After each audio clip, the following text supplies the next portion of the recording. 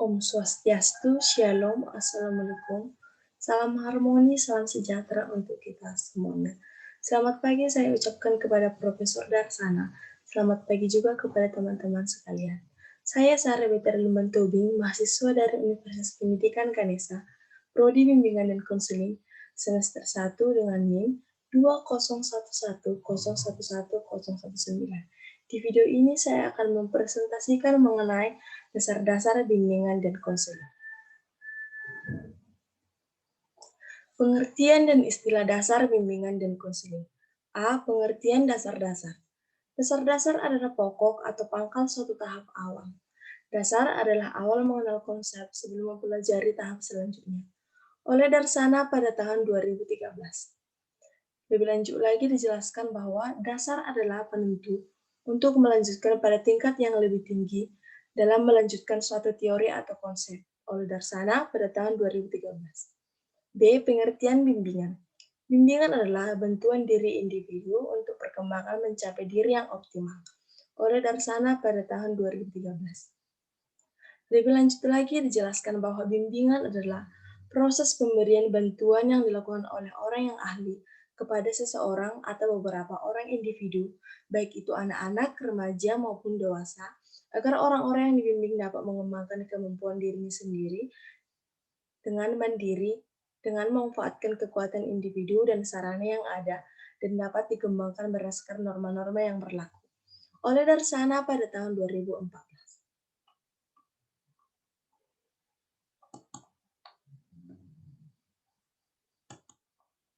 C. Pengertian konseling. Konseling adalah semua bentuk hubungan antara dua orang, di mana yang seseorang yaitu konseli dibantu untuk lebih mampu menyesuaikan diri secara efektif terhadap dirinya sendiri dan lingkungannya. Dikutip dari buku Dasar-Dasar Bimbingan Konseling yang ditulis oleh Profesor Darsana dan diterbitkan pada tahun 2020 pada halaman 5. Menurut Kamus Besar Bahasa Indonesia, konseling adalah pemberian bantuan oleh konselor kepada konseli sedemikian rupa, sehingga pemahaman terhadap kemampuan dirinya sendiri meningkat dalam memecahkan berbagai masalah. Menurut Sapanak pada tahun 1990, konseling adalah hubungan antara seorang pemberi bantuan yang terlatih dengan seorang yang meminta bantuan, di mana keterampilan pemberian bantuan tersebut beserta sasana yang diciptakannya dapat membantu orang belajar berhubungan dengan dirinya sendiri dan dengan orang lain dengan cara yang lebih menghasilkan pertumbuhan. Tujuan bimbingan dan konseling. Tujuan bimbingan dan konseling merupakan pernyataan yang menggambarkan kualitas perilaku atau pribadi siswa yang diharapkan berkembang, yaitu kompetensi siswa sendiri, melalui berbagai strategi layanan kegiatan yang diprogramkan. Dikutip dari buku Dasar-Dasar BK yang ditulis oleh Profesor Darsana, diterbitkan pada tahun 2020 pada halaman 7. Menurut Rohman Atawijaya, bimbingan dan konseling bertujuan untuk membantu siswa agar memiliki kemampuan untuk mengembangkan potensi dirinya atau menginternalisasi nilai-nilai yang terkandung dalam tugas-tugas perkembangan yang harus dikuasainya. Kemampuan menginternalisasi itu meliputi 3 tahapan, yaitu pemahaman atau awareness, sikap atau accommodation, dan keterampilan atau tindakan atau action. Fungsi bimbingan dan konseling. Menurut Dewa Ketut Sukarni pada tahun 2010, fungsi bimbingan dan konseling ada 4. Yang pertama, fungsi pemahaman. Yang dimaksud dengan fungsi pemahaman yaitu bimbingan dan konseling diharapkan mampu menghasilkan pemahaman terhadap konseli atau siswa mengenai pemahaman tentang dirinya sendiri dan pemahaman tentang lingkungannya. Fungsi pencegahan.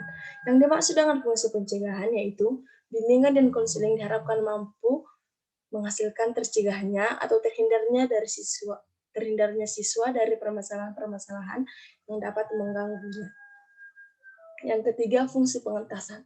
Yang dimaksud dengan fungsi pengentasan yaitu bimbingan dan konseling diharapkan mampu menghasilkan terentaskannya atau teratasinya masalah-masalah yang dihadapi oleh konseli atau siswa.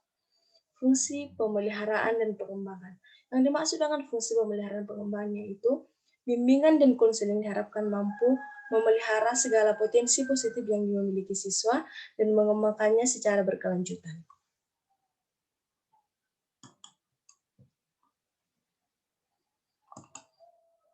Asas-asas bimbingan dan konseling. Dalam penyelenggaraan pelayanan bimbingan dan konseling, kaidah-kaidah tersebut dikenal dengan asas-asas bimbingan dan konseling, yaitu ketentuan-ketentuan yang harus ditetapkan dalam penyelenggaraan pelayanan.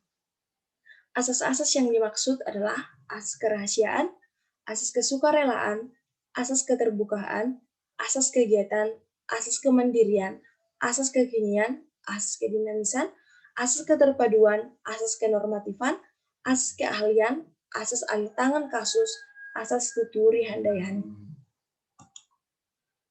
Landasan bimbingan dan konseling ada 5. Yang pertama, landasan filosofis.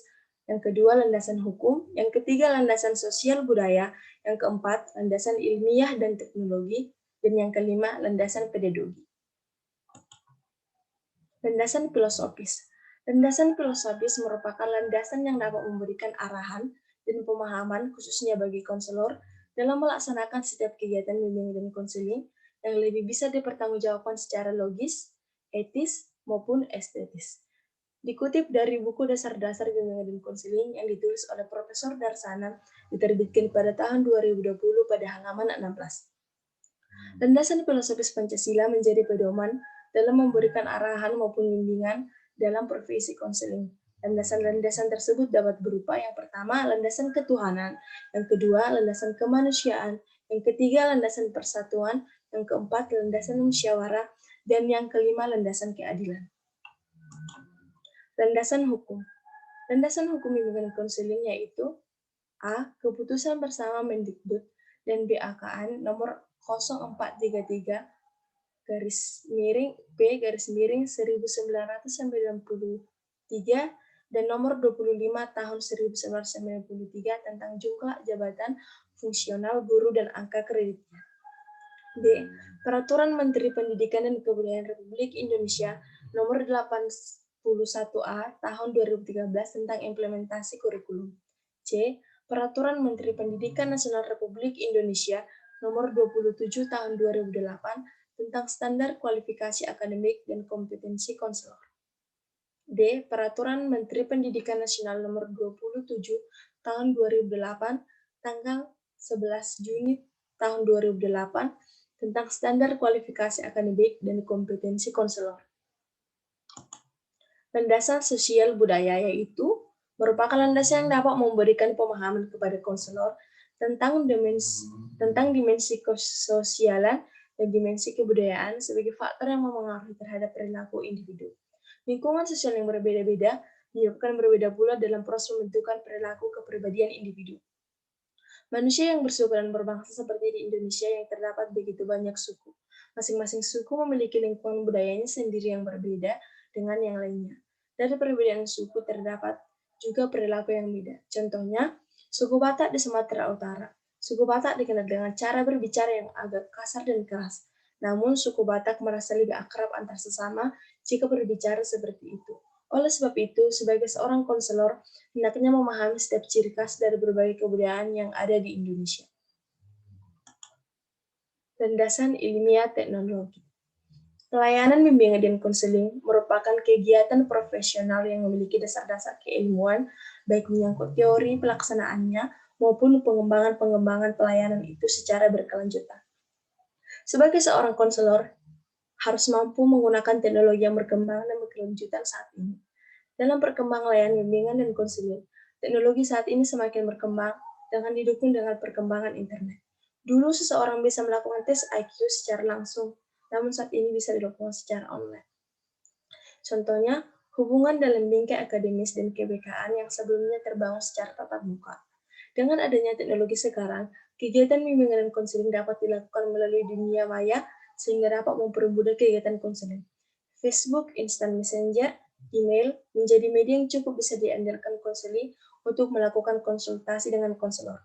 Akan tetapi kegiatan konseling melalui dunia maya pun memiliki kekurangan, seperti konselor yang kurang memperhatikan etika dalam berbicara. Oleh sebab itu, diharapkan konselor menjelaskan etika dalam melakukan kegiatan konseling.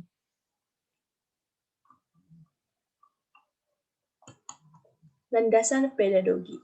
Pedagogi merupakan ilmu yang membahas pendidikan, yaitu ilmu pendidikan anak. Jadi pedagogi ini mencoba menjelaskan tentang seluk-beluk pendidikan anak. Pedagogi sebagai ilmu sangat dibutuhkan oleh guru, terutama guru taman kanak-kanak dan sekolah dasar, karena mereka yang akan berhadapan langsung dengan anak-anak yang belum dewasa. Dikutip dari buku Dasar-Dasar Bimbingan Konseling yang ditulis oleh Profesor Darsana pada tahun 2020 pada halaman 52.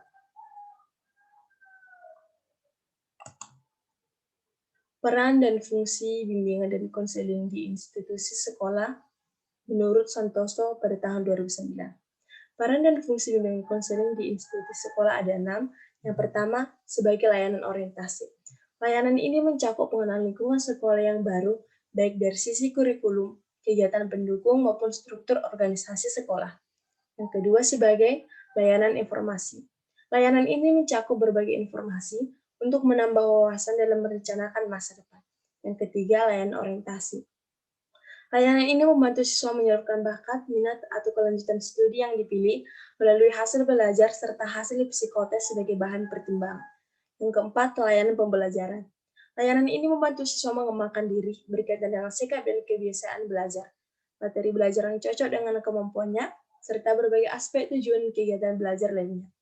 Yang kelima, sebagai layanan konseling individu atau kelompok. Melalui media ini, siswa mendapat layanan langsung tatap muka untuk membantu mengatasi masalah, baik yang disadari maupun yang tidak disadari oleh siswa secara individu atau kelompok. Yang keenam, sebagai layanan bimbingan dan konseling. Yang keenam, sebagai layanan bimbingan kelompok. Layanan bimbingan kelompok bisa diberikan secara klasik di kelas.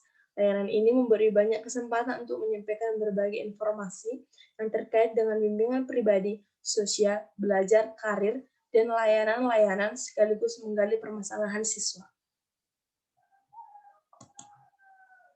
Kode etik seorang konselor di sekolah.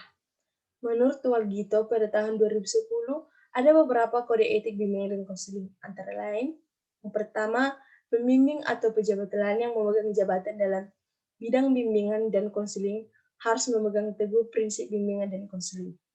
Yang kedua, pembimbing harus berusaha semaksimal mungkin untuk dapat mencapai hasil yang baik dengan mengatasi diri pada keahliannya atau wewenangnya. Oleh karena itu, pembimbing jangan sampai mencampuri wewenang dan tanggung jawab yang bukan wewenang atau tanggung jawabnya. Yang ketiga, karena pekerjaan pembimbing berhubungan langsung dengan kehidupan pribadi orang, maka seorang pembimbing harusnya A. Dapat memegang atau menyimpan rahasia klien dengan sebaik-baiknya. B. Menunjukkan sikap hormat kepada klien. C. Menghargai bermacam-macam klien. Jadi, dalam menghadapi klien, pembimbing harus menghadapi klien dalam derajat yang sama. Yang keempat, pembimbing tidak diperkenankan A. Menggunakan tenaga pembantu yang tidak ahli atau tidak terlatih. B. Menggunakan alat-alat yang kurang dalam dipertanggungjawabkan. C. Mengambil tindakan-tindakan yang mungkin dapat menimbulkan hal-hal yang tidak baik bagi klien. D. Mengalihkan klien kepada konselor lain tanpa persetujuan klien. 5. Meminta bantuan kepada ahli dalam bidang lain di luar kemampuan dan keahliannya atau di luar keahlian sifatnya yang diperlukan dalam bimbingan dan konseling. Yang keenam, pembimbing harus selalu menyadari tanggung jawab yang berat yang memerlukan pengabdian sepenuhnya. Demikian hasil presentasi saya. Jika ada kata-kata yang salah, saya ucapkan. Jika ada kata-kata yang salah, saya mohon maaf. Akhir kata, saya tutup dengan Parama Santi. Om Santi Santi Om.